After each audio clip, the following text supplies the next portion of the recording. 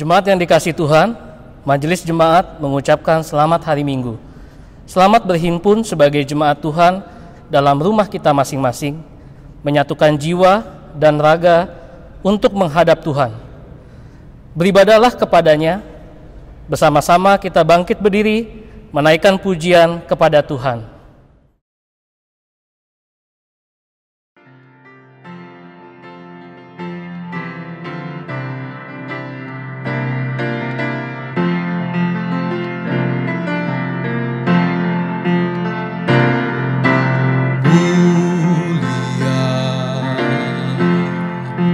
Mulia namanya, bagi Yesus kemuliaan puji sembah.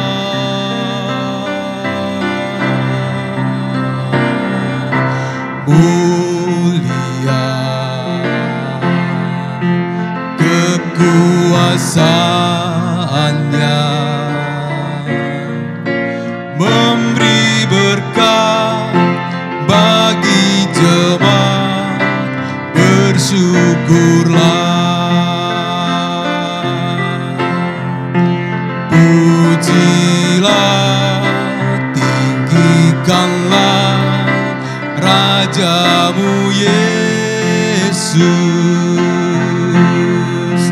Dialah selamanya Sang Raja benar.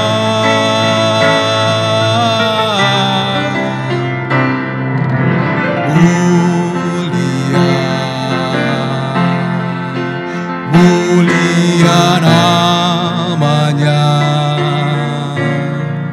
Sang Penebus, Maha Kudus, Maha Besar.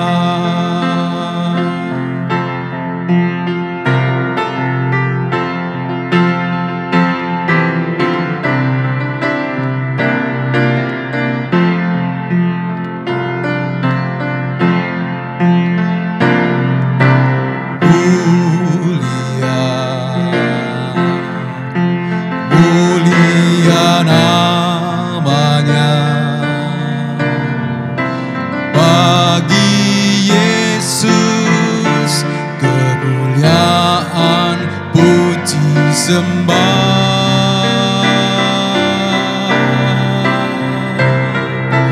Mulia kekuasaannya,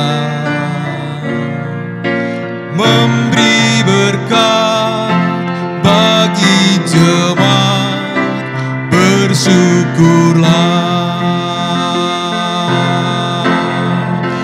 Pujilah, tinggikanlah Rajamu Yesus. Dialah selamanya Sang Raja benar.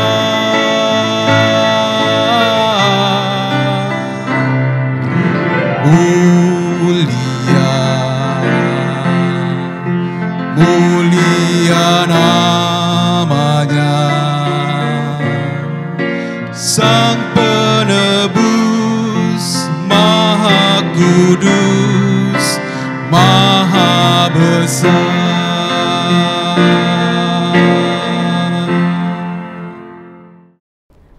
Pertolongan kita adalah dalam nama Tuhan yang menjadikan langit dan bumi. Amin,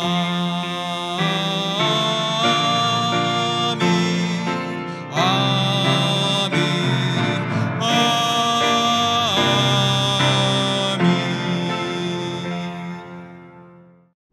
Kasih karunia dan damai sejahtera dari Allah Bapa memenuhi hati kita sekalian. Tuhan beserta saudara. Bapak Ibu jemaat yang dikasihi Tuhan, pada hari ini kita beribadah dengan tema dicintai, dipercaya, dan diutus. Melalui tema ini kita diteguhkan oleh Tuhan bahwa Dia mencintai dan mempercayai kita dalam tugas pengutusan yang Ia bebankan bagi kita di tengah-tengah dunia ini.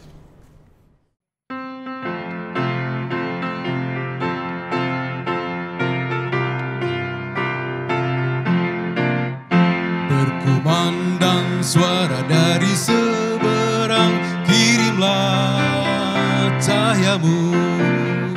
Banyak jiwa dalam dosa mengerang, kirimlah cahayamu. Kirimlah pelita Injili menyentak yang terlelap. Kirimlah pelita Injili menyentak yang terlelap.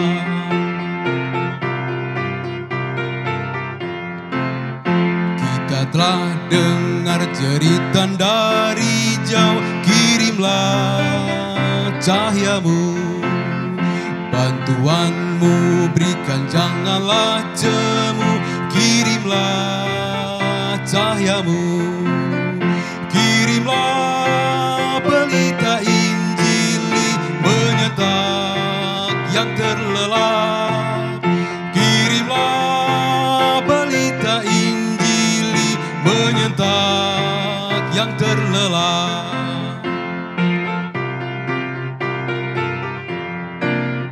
Jangan kita tinggal diam mendengar, kirimlah cahayamu. Injil Tuhan haruslah kita sebar, kirimlah cahayamu. Kirimlah pelita Injili menyentak yang terlelap. Kirimlah pelita Injili menyentak yang terlelap. Mari bersama-sama kita berdoa mengakui dosa kita kepada Tuhan. Saya memberikan kesempatan terlebih dahulu kepada jemaat Tuhan untuk mengakui dosa secara pribadi, dan setelahnya saya akan mengakhirinya.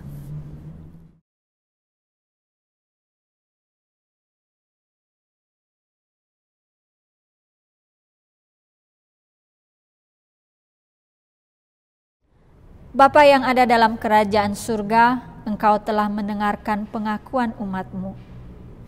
Di dalam hati yang mengaku kepadamu ya Tuhan, kiranya datanglah kasih karunia-Mu, menutupi segala pelanggaran itu, sehingga hamba-hamba-Mu dilayakkan untuk menghadap Engkau pada hari ini dan menerima berkat-Mu di dalam kehidupan mereka.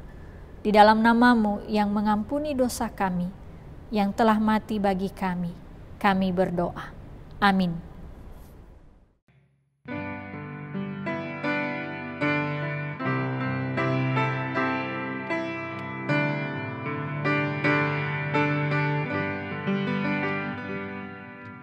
Bila ku renung dosaku padamu Tuhan,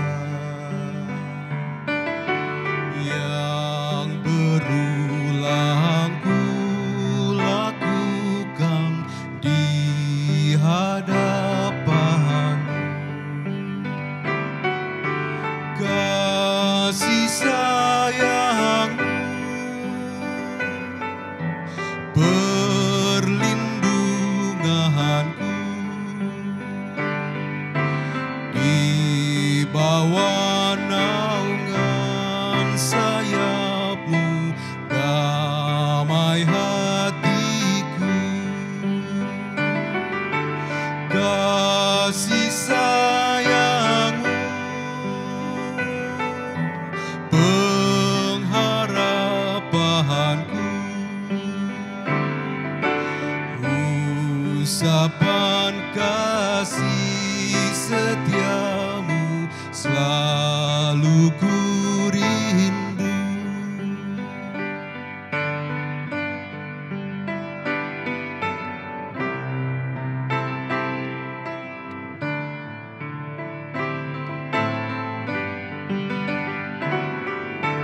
Rasa angkuh dan sombong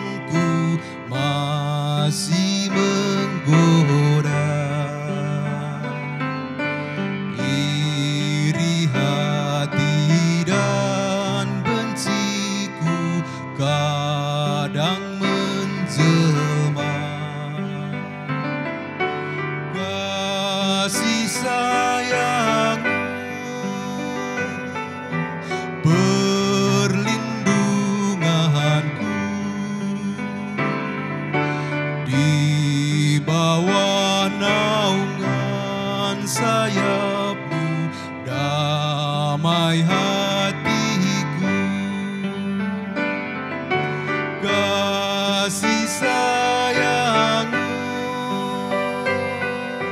pengharapanku.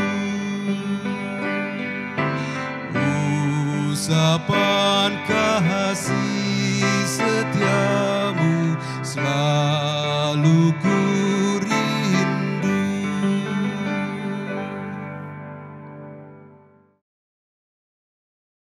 Berita anugerah.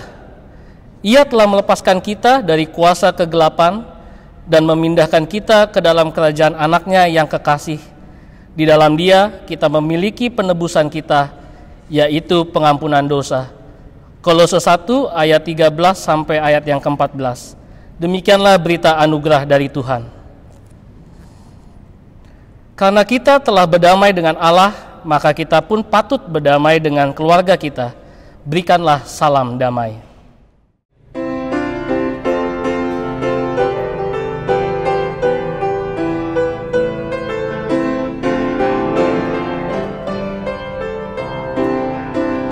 Bersukacitalah selalu, tunjukkan wajah gembira-Mu. Lihat teman di kanan kiri dan di sekitar-Mu. Berikan salam damai, karena kasih karunia serta pengampunan-Nya diberi. Hiduplah dalam damai, seorang dengan yang lain. Itu kehendak Tuhan bagimu.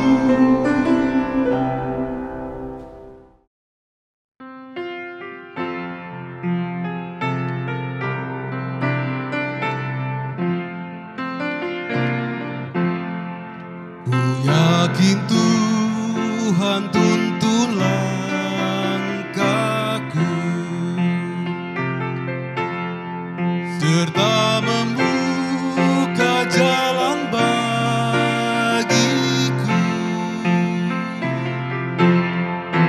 Jika sungguh berserah dan berdoa padanya, Tuhan membuka jalan bagiku.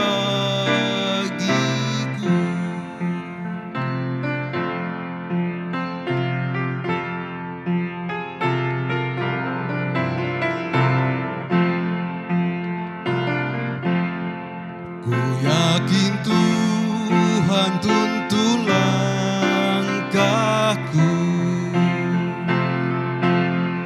serta membuka jalan bagiku.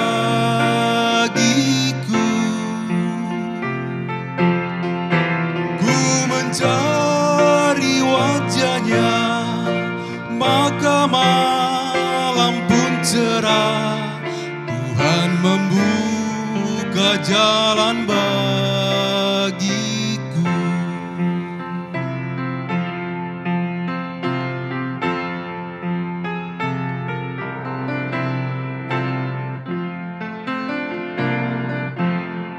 Ku yakin Tuhan tuntun langkahku, serta membuka jalan bagiku. Bagi Dia hidupku, kata dan tindakanku. Tuhan membuka jalan bagiku.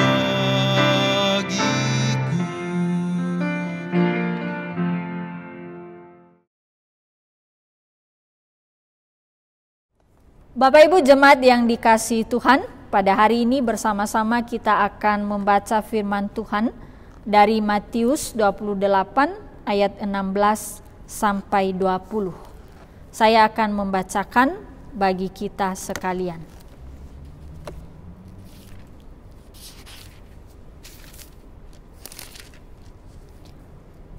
Perikop dengan judul Perintah untuk Memberitakan Injil.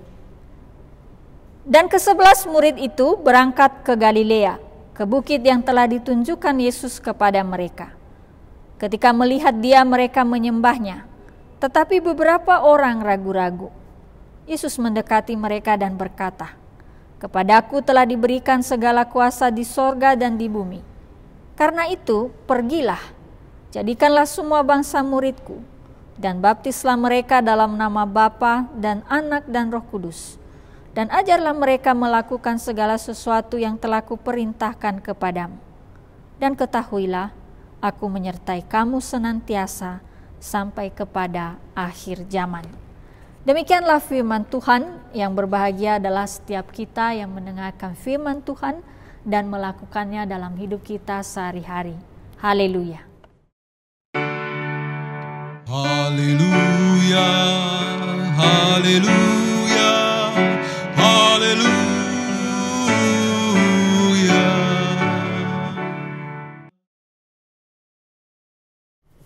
Jemaat Tuhan, kita berada di minggu pertama setelah perayaan Pentakosta. Dan di hari ini kita bersama-sama lebih lagi mendengarkan sebuah pesan yang sangat penting dari Tuhan. Bukan hanya kepada kehidupan kita pribadi sebagai orang percaya, tetapi juga bagi gereja, bagi jemaat Tuhan dimanapun berada pada hari ini.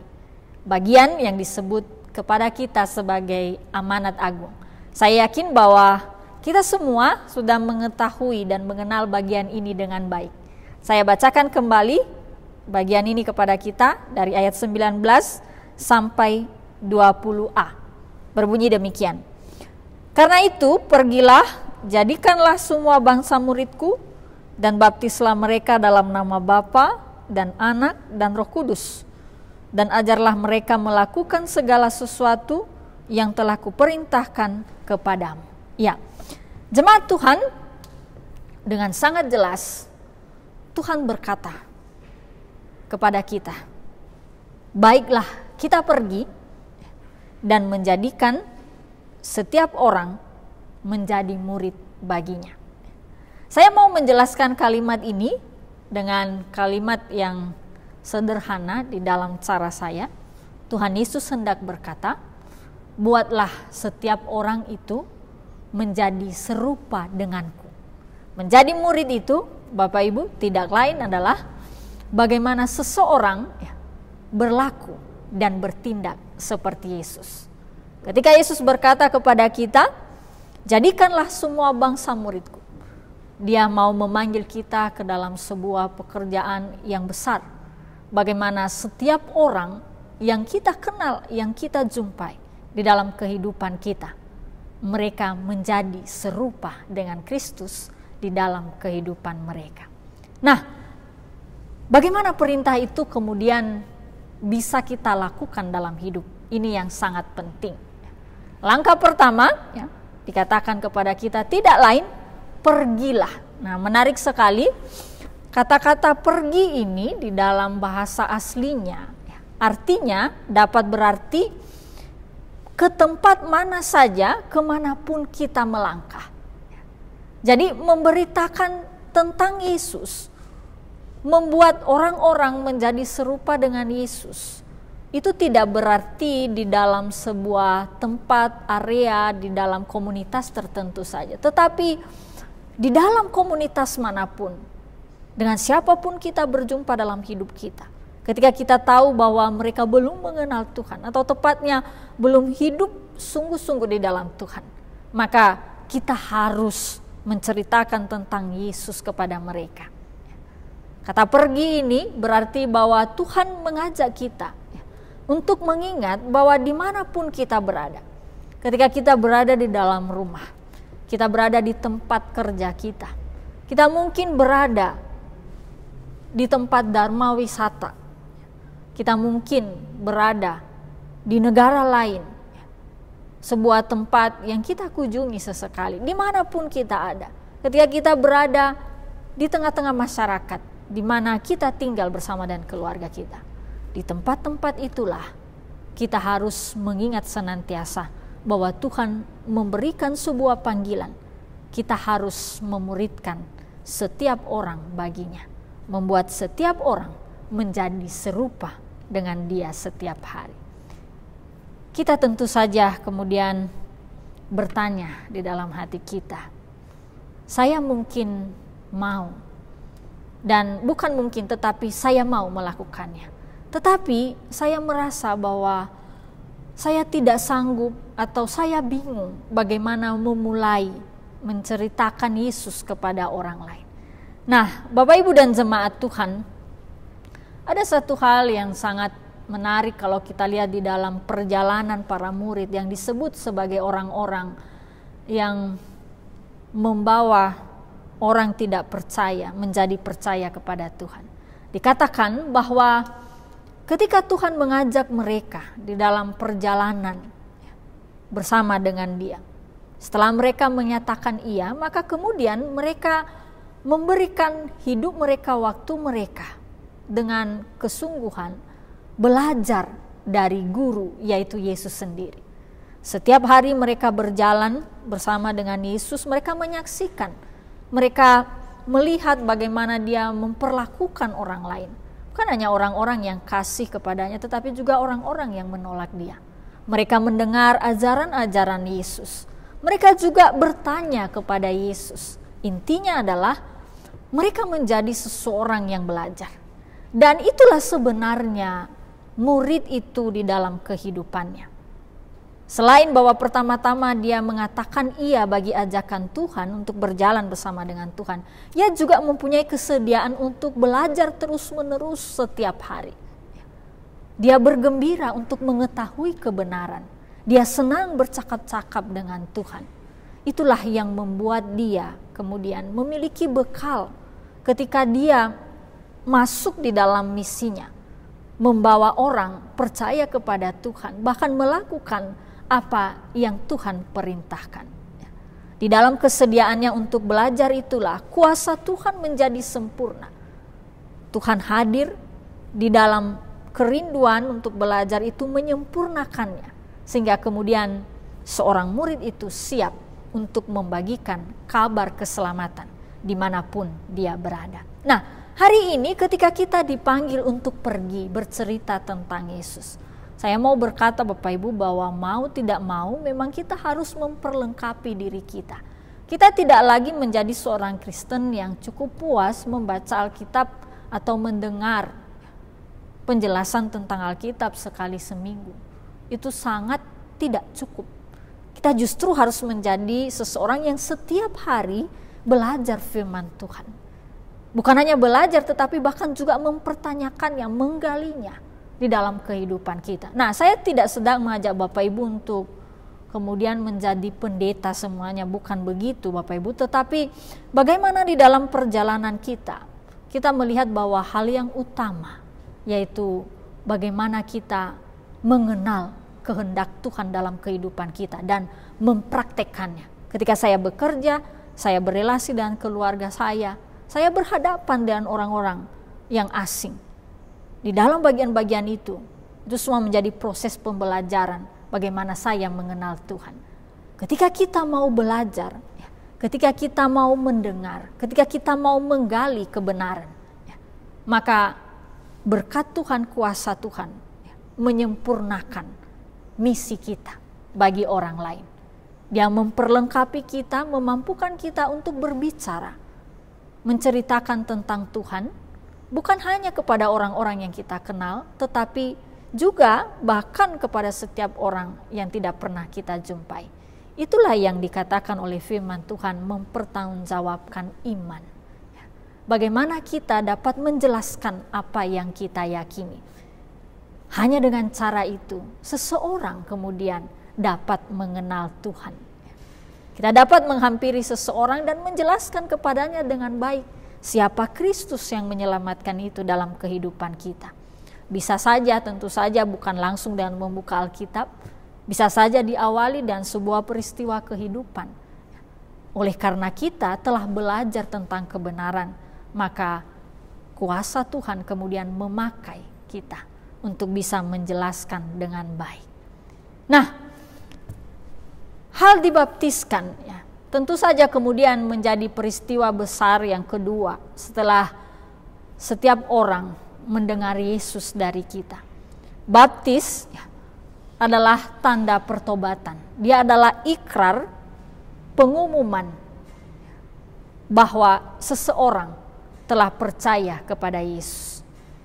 Sebuah peristiwa yang kemudian tidak hanya berakhir di situ, tetapi selanjutnya Tuhan memanggil kita lebih lagi. Dia berkata bahwa ajarkan mereka melakukan segala sesuatu yang kuperintahkan. Apa maksudnya? Bahwa setelah kita bercerita tentang Yesus kepada seseorang, lalu dia percaya, oleh karena kita menjelaskan dengan baik, lalu kemudian dia mengikrarkan imannya. Setelah itu kita kemudian menjaga dia, menolong dia supaya dia melakukan hidup di dalam kebenaran itu. Ini berarti Bapak Ibu kita dapat kemudian berkata bahwa hal menjadikan seseorang menjadi murid bagi Yesus itu adalah sebuah pekerjaan yang sangat panjang, bahkan seumur hidup kita.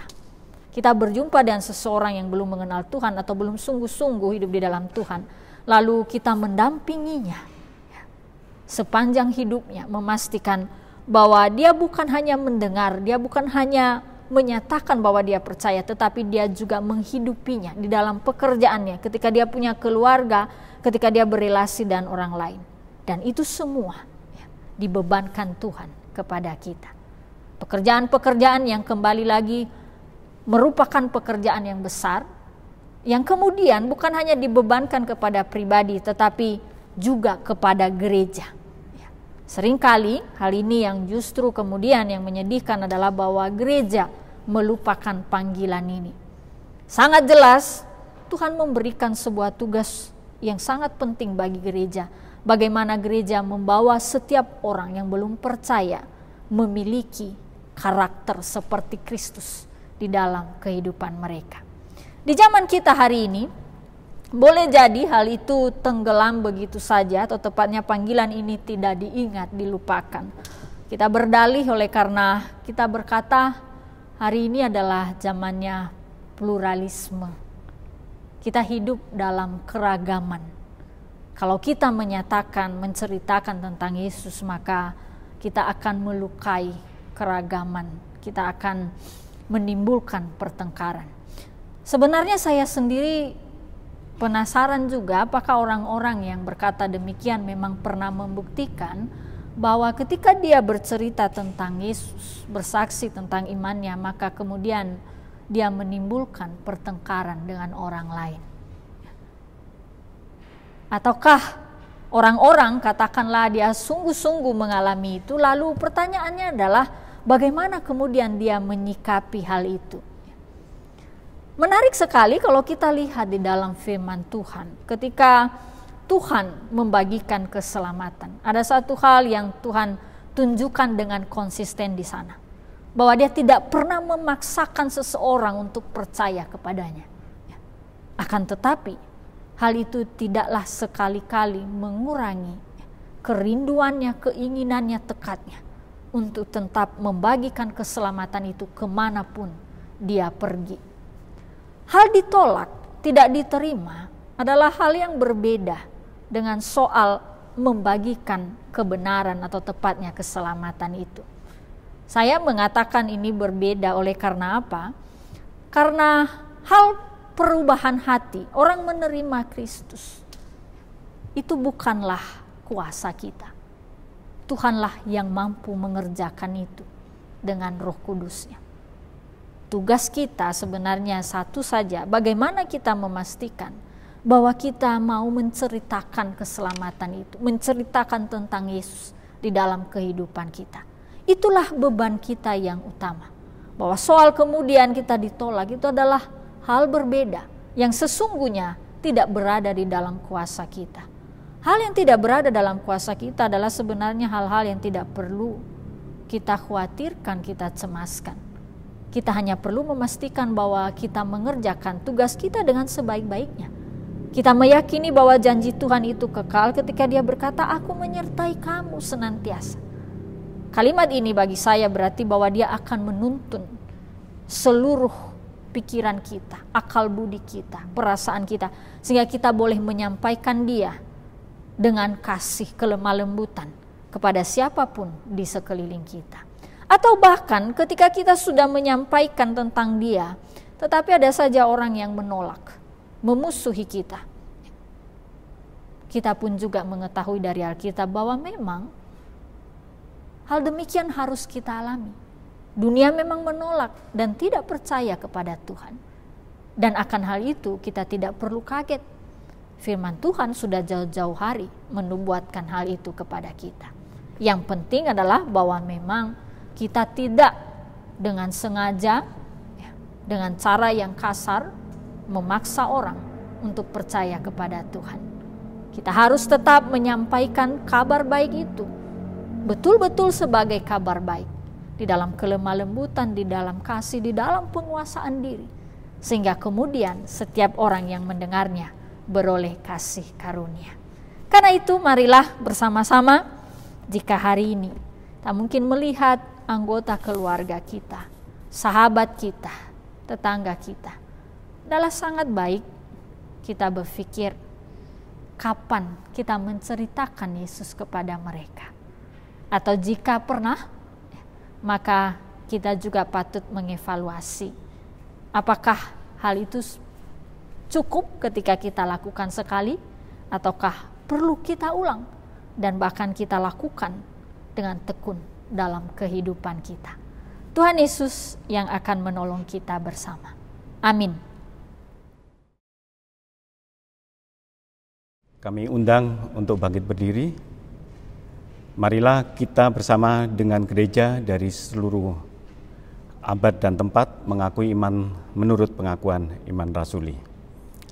Aku percaya kepada Allah, Bapa yang Maha Kuasa, Khalik langit dan bumi, dan kepada Yesus Kristus, Anaknya yang tunggal Tuhan kita, yang dikandung dari Roh Kudus, lahir dari anak darah Maria, yang menderita sengsara di bawah pemerintahan Pontius Pilatus, disalibkan, mati dan dikuburkan, turun dalam kerajaan maut.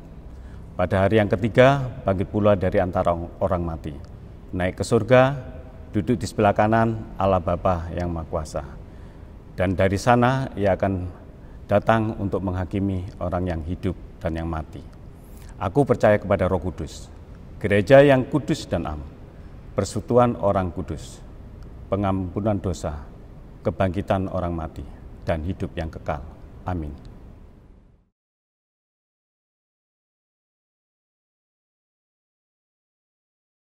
Bersama-sama kita menaikkan doa syafaat kita. Mari kita berdoa.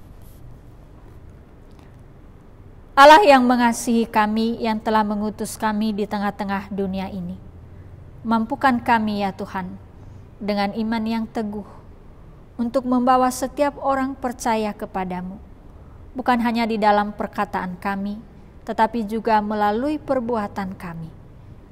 Roh Kudus-Mu yang akan menyempurnakan setiap perjalanan kehidupan kami, sehingga dengan demikian kami tidak ketakutan dan cemas, tetapi kami berani dan menyerahkan seluruh hidup kami, pemberitaan kami di dalam tangan Engkau. Biarlah kiranya Engkau menolong kami setiap hari ya Tuhan, supaya kami menjadi seorang yang terus belajar, terus bergiat untuk mengetahui dan mengenal kebenaran-Mu, sehingga dengan demikian kami mengetahui bagaimana kami harus berbicara tentang Engkau kepada setiap orang. Kami berdoa bagi gereja-Mu ya Tuhan, dimanapun berada saat ini, bahkan terutama persekutuan kami di mana kami boleh berkarya melayani Engkau. Buatlah kami senantiasa mengingat bahwa Engkau telah memanggil kami untuk membawa setiap orang yang belum mengenal Engkau, bahkan juga yang belum sungguh-sungguh percaya kepadamu, supaya mereka dapat hidup di dalam pengenalan yang baik akan Tuhan dan melakukan seluruh perintah Tuhan. Kiranya kasih karunia-Mu memampukan kami, sehingga kami boleh menjadi saksi-Mu yang baik dimanapun kami hidup dan berada. Bersama-sama Tuhan dan bersehati, kami menutup pengharapan kami. Kami mengucapkan doa yang Engkau ajarkan kepada kami. Bapa kami yang di surga, dikuduskanlah nama-Mu. Datanglah kerajaan-Mu, jadilah kehendak-Mu di bumi seperti di surga. Berikanlah kami pada hari ini makanan kami yang secukupnya. Dan ampunilah kami akan kesalahan kami, seperti kami juga mengampuni orang yang bersalah kepada kami. Dan janganlah membawa kami ke dalam pencobaan, tetapi lepaskanlah kami daripada yang jahat. Karena Engkaulah yang mempunyai kerajaan dan kuasa dan kemuliaan sampai selama-lamanya. Amin.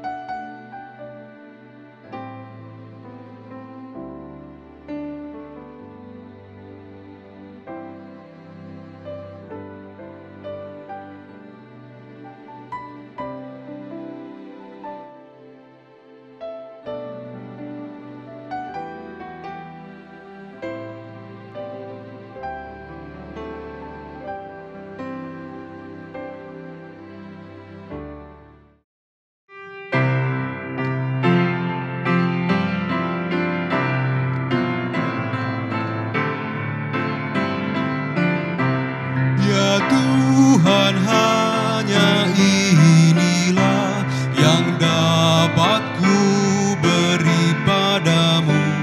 Ungkapan syukur apalah dibanding berkat karunia-Mu.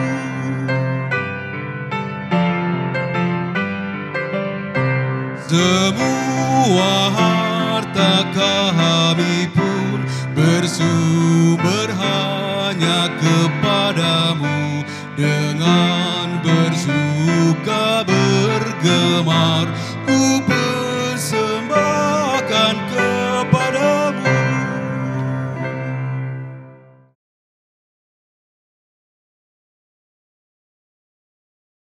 Mari kita berdoa untuk persembahan yang telah kita berikan. Bapa kami yang di surga, kami mengucap syukur pada pagi hari ini ya Tuhan, bahwa kami telah Engkau berikan kesempatan untuk mempersembahkan sebagian dari berkat yang telah Engkau berikan kepada kami. Kiranya persembahan yang kami berikan Engkau sucikan ya Tuhan, sehingga persembahan ini bermanfaat bagi pertumbuhan gereja-Mu, bagi pelayanan, pekabaran, keselamatan, dan juga Tuhan untuk kegiatan program-program gereja serta sosial ke masyarakat ya Tuhan. Dan kiranya Tuhan mengajari kami semua untuk senantiasa menjadi persembahan yang hidup di tengah masyarakat, di tengah keluarga, juga di tengah jemaat-Mu ya Tuhan. Kami alaskan doa ini di dalam nama Tuhan Yesus Kristus, Juru Selamat kami yang hidup. Amin.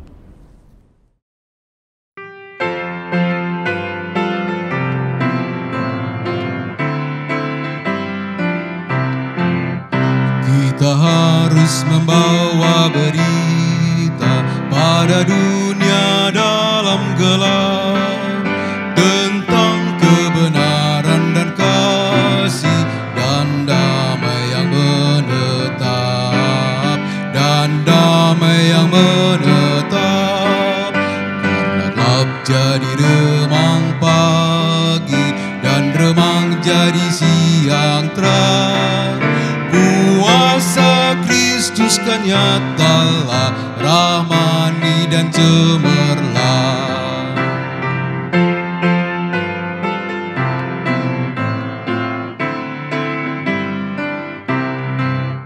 Kita harus membawa berita Allah itu kasih belas, diberikan putra tunggalnya supaya kita lepas, karena gelap jadi remang pagi dan remang jadi siang terang. Kuasa Kristus kan nyatalah, rahmat